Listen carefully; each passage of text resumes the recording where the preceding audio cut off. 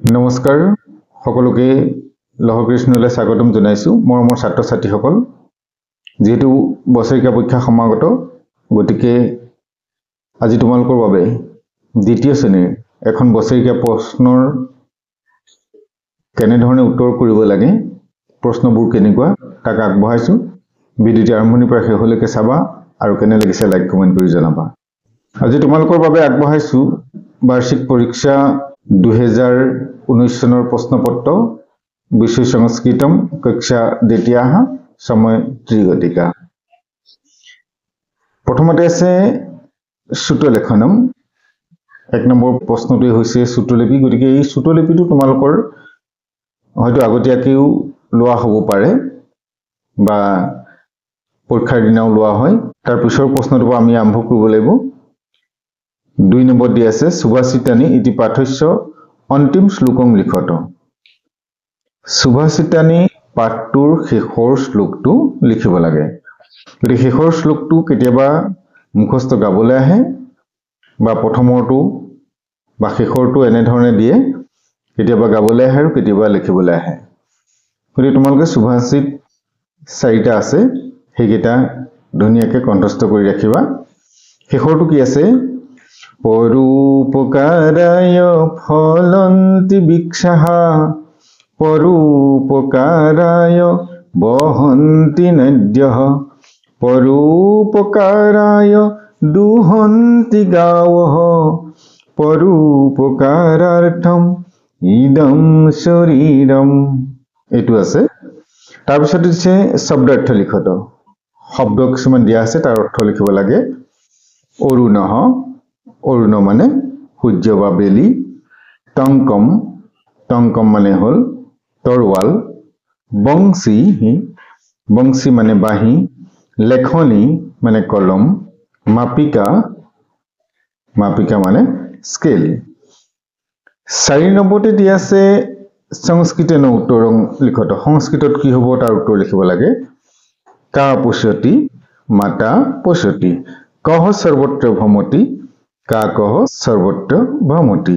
তপনস্য জনন্যাহ নাম কিম তপনৰ মাকৰ নাম কি তপনস্য জনন্য নাম শাৰদা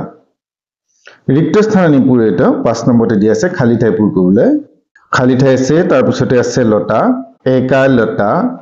দৌ বালকৌ মানৱঃ তৰতি কাকঃ জলং পিবতি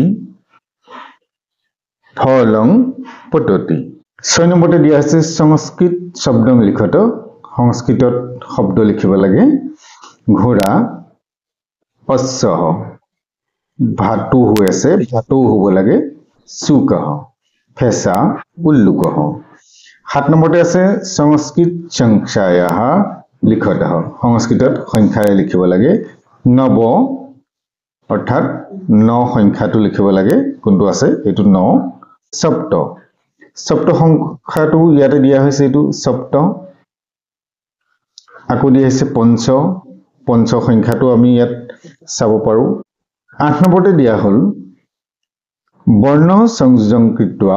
একৈকং শব্দং লিখত বৰ্ণ সংযোগ কৰি পেলাই এটাকৈ শব্দ লিখিব লাগে ক যুক্ত কৈত্যাক্ত ভক্তঃ দ যুগ্ম দৈমধ্য পদ্ম তেনে ধৰণে তাৰ পিছতে মৌখিক দিয়া আছে 9 নম্বৰত ভৱতঃ ভৱত্যাঃ সংস্কৃত বিশেষ আশয়স্য वा আশয়্যায়াঃ নাম কিম এটা কি বুলি ক'ব লাগিব अस्माकं বা মম সংস্কৃত বিশেষ আশয়স্য বা আশয়্যায়াঃ নাম বুলি কৈ তোমাৰ নিজৰ সংস্কৃত যিজন আচাৰ্য বা আচাৰ্যই পঢ়ুৱাই সেই আচাৰ্যৰ নাম ক'ব লাগিব ভৱতঃ ভৱত্যাঃ পাঠ্য পুস্তকস্থিতং বন্দনাংগায়তু তোমাৰ পাঠ্যপুথিত থকা যিটো বন্দনা হেতু গাব লাগে কি আছিল তমেব মাতা চ পিতা তমেব তমেব বন্ধু চ সখা তমেব তমেব বিদ্যা দ্রবিণং তমেব তমেব সর্বং মম দেব দেব 12 নম্বৰত দি আছে ভৱান ভৱতি কৈশাং কক্ষায়াং পঠতি অহং দ্বিতীয় কক্ষায়াং পঠামি শৰীৰস্য পঞ্চ অংগানাং নামানি বদতু শৰীৰৰ 5টা অংগৰ নাম ক'ব লাগে হস্তঃ শিৰঃ অঙ্গুলিः নাসিকা কৰ্ণঃ নেত্ৰম উদৰম স্কন্ধঃ পাদঃ এনেকুৱা ধৰণে যিকোনো 5টা উল্লেখ কৰিবা ভৱানে কহ বা ভৱতিকা তুমি কোন বুলি কৈছে অহম ছাত্ৰঃ বা অহম বুলি কৈ নিজৰ নামটো ক'ব পাৰা 15 নম্বৰত দিয়া হ'ল পাঠ পঠনম ইয়াত পাঠ পঢ়িবলৈ দিয়া হয় হেতু আগতীয়াকৈ ল'বলৈ ব্যৱস্থা থাকে হয়তো আগতীয়াকৈ লৈ ল'ব নহলো পৰীক্ষাৰ দিনা ল'লো তোমালোকক যিকোনো পাঠটোৰ যিকোনো এটা অংশ পঢ়িবলৈ দিয়া হ'ব সেইখিনি তোমালোকে পঢ়ি দিব লাগিব গতিকে আজিলৈ ইমানতে সামৰিছো পৰৱৰ্তী পৰ্যায়ত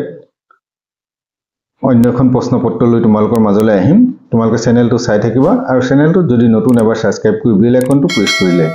পৰৱৰ্তী পাঠ বা প্ৰশ্নপত্ৰ অতি সোনকালে লাভ কৰিবা